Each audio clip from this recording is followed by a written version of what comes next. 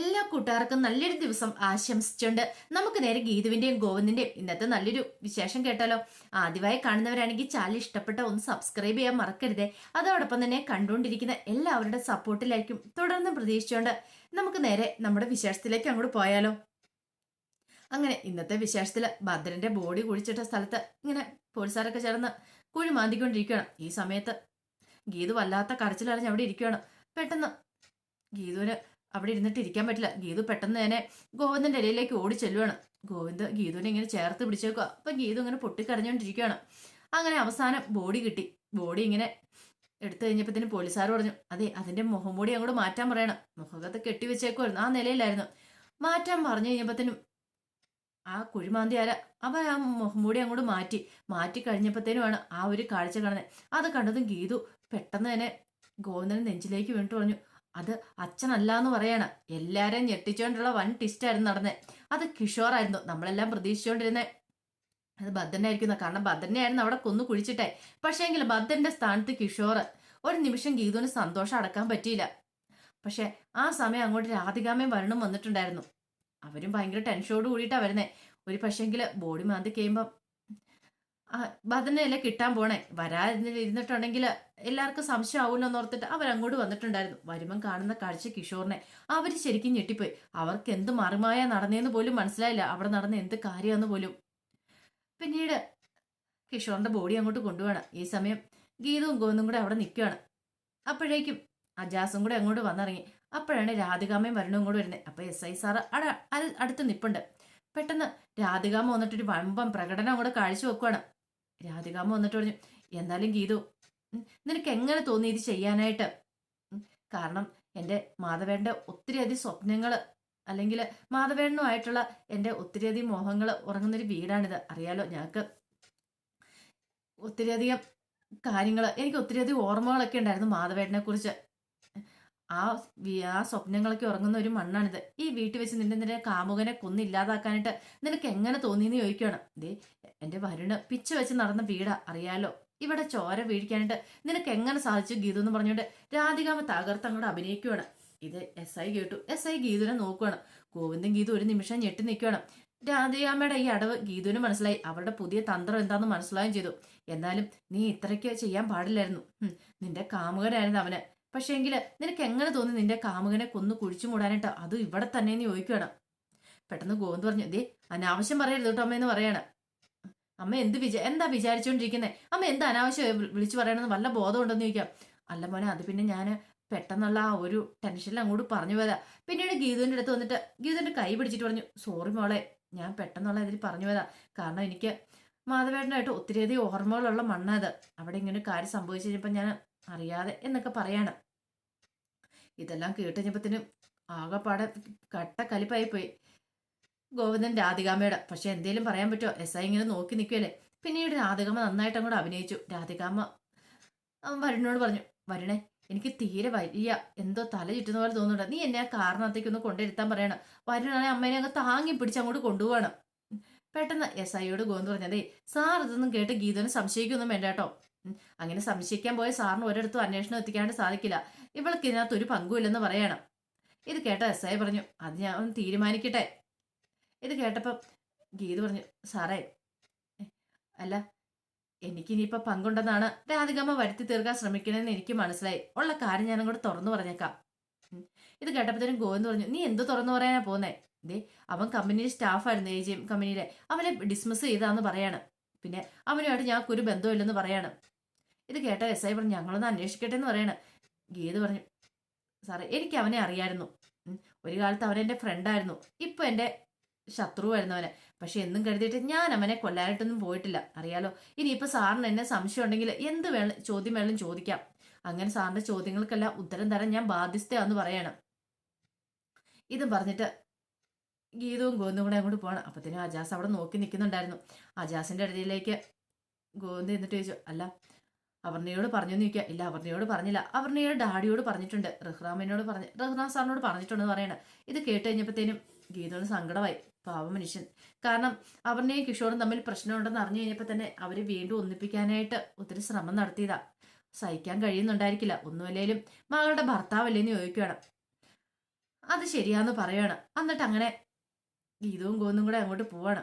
ഈ സമയം രാധിക മരണം വീട്ടിൽ വന്നിട്ട് ഭയങ്കര സന്തോഷത്തിലായിരുന്നു. അപ്പോഴേക്കും രേഖ അവിടെ ഒന്ന് മറിഞ്ഞു നിൽക്കുകയാണ്. ഇവർ സംസാരിക്കുന്നത് എന്താന്ന് ശരിക്കും കേൾക്കാൻ പോലും പറ്റുന്നില്ല. എന്തോ കാര്യമായിട്ട് ഭയങ്കര സംസാരമാണ്. രാധിക പറഞ്ഞു, എന്നാലും അതെങ്ങനെ സംഭവിച്ചെന്ന് അറിയത്തില്ലാത്ത കിഷോർ ആ കുഴിയിൽ എങ്ങനെ വന്ന് വീണെന്ന്. ഒരു പക്ഷെങ്കിൽ അനാർക്കലി ആയിരിക്കും ഇതിന് പിന്നില്. അവൾ എങ്ങനെയാണോ? അല്ല, അവളല്ലേ ഇത് കണ്ടേക്കുന്നേ. ഭദ്രനെ അവിടുന്ന് മാറ്റിയിട്ട് അതെ അവിടെ കൊണ്ടുപോയി കിഷോറിനെ കിടത്തിയായിരിക്കും. പക്ഷെ എങ്ങനെയാലും ഭദ്രൻ എവിടെ? ഭദ്രനെ ഇതുവരെയായിട്ടും കണ്ടു കിട്ടിയിട്ടില്ലോ. ഭദ്രന്റെ ബോഡി എപ്പോഴാ കിട്ടുന്നതെന്നുള്ള ടെൻഷനിലാണ് ഞാൻ ഇരിക്കുന്നത്. എപ്പോൾ എവിടെ പൊങ്ങുമെന്ന് അറിയത്തില്ലെന്ന് പറയണം. വരുമ്പോൾ അതൊന്നും കുഴപ്പമില്ലമ്മേ. എന്തായാലും അമ്മയുടെ അവിടുത്തെ പെർഫോമൻസ് അത് പൊളിയായിരുന്നു കേട്ടോ. ഒന്നും പറയാതിരിക്കാൻ പറ്റില്ല. SI പോലും വിശ്വസിച്ചു പോയി. ഇനിയിപ്പൊ ഗീതുവിന് ഇതിലെ എന്തായാലും അന്വേഷണം വന്നോളൂ എന്ന് പറയാണ്. ഇത് കേട്ട് കഴിഞ്ഞപ്പോ രാധികാമ്മ പറഞ്ഞു, അത് ശരിയാ മോനെന്ന് പറയണം. അപ്പോഴേക്കും അങ്ങോട്ട് ഗോവിന്ദ് വന്നു. ഗോവിന്ദനെ കണ്ടപ്പോഴത്തേനും രാധികാമ്മ ഒരു അഭിനയം അങ്ങോട്ട് കാഴ്ചവെക്കാൻ തീരുമാനിച്ചു. ഇതെല്ലാം രേഖ കേട്ടോണ്ടിരിക്കുന്നുണ്ടായിരുന്നു. രേഖയ്ക്ക് വ്യക്തമായിട്ട് ആദ്യം ഒന്നും കേൾക്കാൻ പറ്റിയിട്ടുണ്ടായിരുന്നില്ല. എന്നാലും രേഖ അവിടെ നിന്ന് മാറിപ്പോയിട്ട് കൂട്ടാക്കില്ല. ഇവരെന്താ ഗൂഢതന്ത്രം വരെയണമെന്ന് അറിയണമല്ലോ. അപ്പോഴേക്കും ഗോവിന്ദ് വന്നു കഴിഞ്ഞപ്പോഴത്തേനും രാധികാമ്മ അങ്ങോട്ട് ഗോവിന്ദന്റെ അരിയിലേക്ക് ചെല്ലുവാണ്. മോനെ കണ്ണ, സോറി കേട്ടോ, ആ സമയത്ത് ഞാൻ അങ്ങനെയൊക്കെ പ്രതികരിച്ചേനും. എന്നാലും രാധികാമ്മ എന്ത് പരിപാടിയാണ് കാണിച്ചതെന്ന് ചോദിക്കുകയാണ്. അങ്ങനെയൊക്കെ പറയാൻ കൊള്ളാമെന്ന് ചോദിക്കുക. അത് ശരിയാ മോനെ, പക്ഷേങ്കിൽ അപ്പോഴത്തെ ഒരു സിറ്റുവേഷനിൽ ഞാൻ അങ്ങനെ പറഞ്ഞു പോയതാന്ന് പറയാണ്. നിനക്കറിയാലോ നിന്റെ അച്ഛനെ ഞാൻ എത്രമാത്രം സ്നേഹിച്ചിരുന്നു. അപ്പം അതെ, അദ്ദേഹത്തിന്റെ ഓർമ്മകളുള്ള വീടാ. ആ വീട്ടിൽ അങ്ങനെ ഒരു സംഭവം നടന്നു കഴിഞ്ഞപ്പോഴത്തേനും എനിക്ക് സഹിക്കാൻ പറ്റുമോ? അതുകൊണ്ടാന്ന് പറയാണ്. എന്നാലും ഇതെങ്ങനെ സംഭവിച്ചെന്ന് മാത്രം അറിയത്തില്ല. നീ ഒന്ന് ആലോചിച്ച് നോക്കാൻ പറയാണ്. ഇത് കേട്ട് കഴിഞ്ഞപ്പോഴത്തേനും ഗോവിന്ദ് പറഞ്ഞു, ദേ രാധികാമ്മ വന്ന് രാധികാമ്മ ഗീതുവിനെ പ്രതിയാക്കാനാണല്ലോ ശ്രമിക്കണമെന്ന് ചോദിക്കുക. ഒരിക്കലും ഇല്ല, ഞാൻ അങ്ങനെ ചെയ്യുവോ? അവളുടെ ശത്രുവ കിഷോർ എന്നറിയാം എന്ന് പറഞ്ഞാൽ ഇങ്ങനെ ഒരു കാര്യം ചെയ്യുമോന്ന് ചോദിക്കുക. രാധികാമ്മ പറഞ്ഞു, അല്ല ഒന്ന് ആലോചിച്ച് നോക്കിയേ. ആദ്യം സ്നേഹിച്ച പുരുഷനെ ആർക്കും മറക്കാനായിട്ട് പറ്റത്തില്ല. അതുപോലെ തന്നെ ഇപ്പൊ ഗീതുവിന്റെ അവസ്ഥ. ഗീതു ആണെങ്കിൽ ആ മുറിക്കകത്ത് ഒറ്റപ്പെട്ട് ഇരുട്ടും മുറി കരഞ്ഞുകൊണ്ടിരിക്കുക. അവൾക്ക് മറക്കാൻ പറ്റുമോ? കുറെ ഓർമ്മകൾ കൊടുത്തായിരിക്കില്ലേ അവന്. അപ്പൊ പെട്ടെന്നൊന്നും മറക്കാൻ പറ്റില്ല. അതുകൊണ്ട് നീ വേണം അവൾക്ക് ഇപ്പോൾ ഒരു ആശ്വാസമായിട്ട് നിൽക്കാനായിട്ട്. നീ വേണം പോയി അവളെ ആശ്വസിപ്പിക്കാനെന്നൊക്കെ പറയാണ്. ഇത് കേട്ട് കഴിഞ്ഞപ്പോഴത്തേനും ഗോവിന്ദെങ്കിൽ രാധികാമ്മനെ നോക്കി. രാധികാമ്മ പറഞ്ഞു, എനിക്ക് നിങ്ങളുടെ അത്യാവശ്യമായിട്ട് കാര്യം പറയാണെന്ന് പറയാം. എനിക്ക് നിങ്ങളുടെ ഒരു കാര്യം ഇപ്പൊ കേൾക്കണ്ടെന്ന് പറയണം. ഇത് കേട്ട രാധികാമ്മയുടെ മുഖത്ത് അടിയേറ്റ പോലെ പോയി. രാധികാമ്മ പറഞ്ഞു, എനിക്കറിയാം നിന്റെ രോഷം എന്താന്ന്. ഒരു പക്ഷെങ്കില് ഭാര്യയ്ക്ക് സഹിക്കാൻ പറ്റിക്കാണില്ല ഭാര്യയുടെ കാമുകം മരിച്ചത്. അപ്പൊ അതിന്റെ ഒരു വിഷമമായിരിക്കും അവൾക്കുണ്ടായിരിക്കുന്നത്.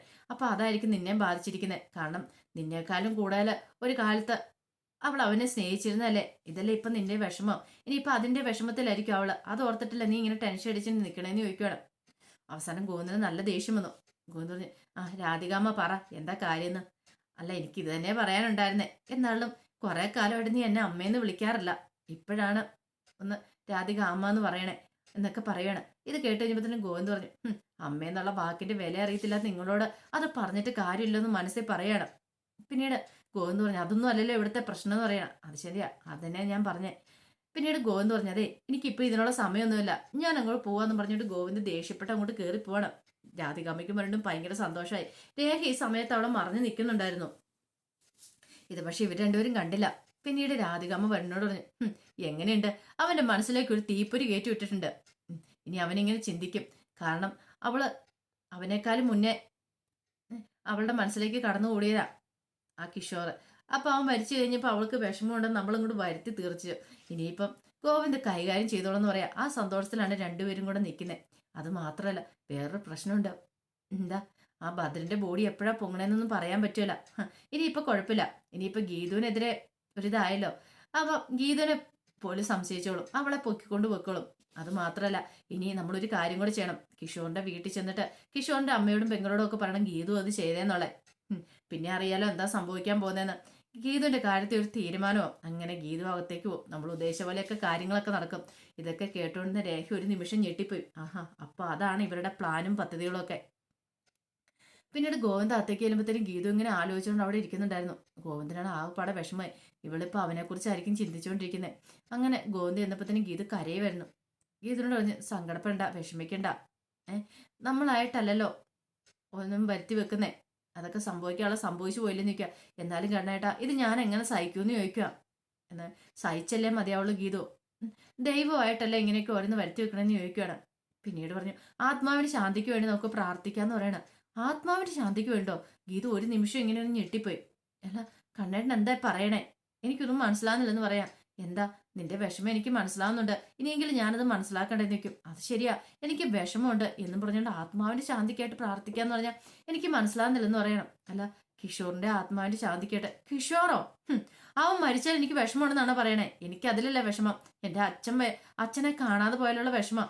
കിഷോർ മരിച്ചു.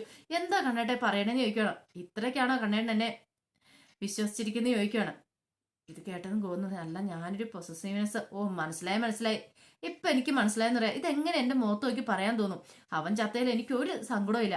എന്റെ അച്ഛൻ എത്ര ദുഷ്ടനാണെങ്കിലും അച്ഛനെ കാണാതെ പോലുള്ള വിഷമത്തിൽ ഞാൻ സങ്കടപ്പെട്ടുകൊണ്ടിരുന്നേന്ന് പറയണം. അതാടുന്ന കാര്യം. ഞാൻ ആകെപ്പാടെ ഒരു ഇതായിപ്പോയി. സോറി ഇട്ടോന്ന് പറയാം. എന്ത് സോറി? ഈ സമയം ഗീത പറഞ്ഞു, അതെ എന്റെ അച്ഛനെ എവിടെയാ എന്താണെന്നും എനിക്ക് അറിയത്തില്ല. അമ്മ ഇപ്പോഴും കൂടെ വിളിച്ച് കരഞ്ഞിട്ട് അങ്ങോട്ട് ഫോൺ വെച്ചോളൂ. ആ ഒരു ടെൻഷനില്ല ഞാനെന്ന് പറയാണ്. ഈ സമയം ഗോവിന്ദ് പറഞ്ഞു, അല്ല അത് പിന്നെ എനിക്ക് മനസ്സിലായി. ഇത് മിക്കവാറും ഈ പൊസസീവ്നെസ് ഉണ്ടായത് രാധികാമ്മയായിരിക്കും മനസ്സിലേക്ക് കയറ്റി വിട്ട അല്ലേന്ന് ചോദിക്കാണ്. അല്ല അത് പിന്നെ ഞാൻ അതുകൊണ്ട് ഒരു പാഠം കൂടെ പഠിച്ചു ഗീതു എന്ന് പറയാണ് രാധികാമ്മയിൽ നിന്ന്. എന്ത് പാഠം? അല്ല ഇപ്പൊ തന്നെ കണ്ടില്ലേ ഓരോന്നൊക്കെ. എന്റെ ഗോവിന്ദേട്ടാ എത്ര പാഠം പഠിച്ചെന്ന് പറഞ്ഞിട്ട് കാര്യമില്ല. ഗോവിന്ദന്റെ എത്ര ഡോക്ടറേറ്റ് എടുത്തെന്ന് പറഞ്ഞിട്ട് കാര്യമില്ല. ഒരു പ്രയോജനം ഇല്ലല്ലോ. രാധികാമ്മ വീണ്ടും വീണ്ടും ഇങ്ങനെ പഠിപ്പിച്ചുകൊണ്ടിരിക്കത്തല്ലേ ഉള്ളെന്ന് ചോദിക്കുകയാണ്. ഇത് കേട്ട് കഴിഞ്ഞപ്പത്തിനും ഗോവിന്ദ് ഒരു സങ്കടത്തോടെ ഇങ്ങനെ നിൽക്കുകയാണ്. അപ്പൊ അതിന്റെ വിശേഷങ്ങളൊക്കെയാണ് കണ്ടത്. ഇതിന്റെ ബാക്കി വിശേഷങ്ങളുമായിട്ട് വൈകുന്നേരത്തെ പ്രമോയി വരാട്ടോ. ഒരിക്കൽ കൂടി എല്ലാവർക്കും നല്ലൊരു ദിവസം ആശംസിച്ചുകൊണ്ട് നിർത്തുന്നു. നന്ദി.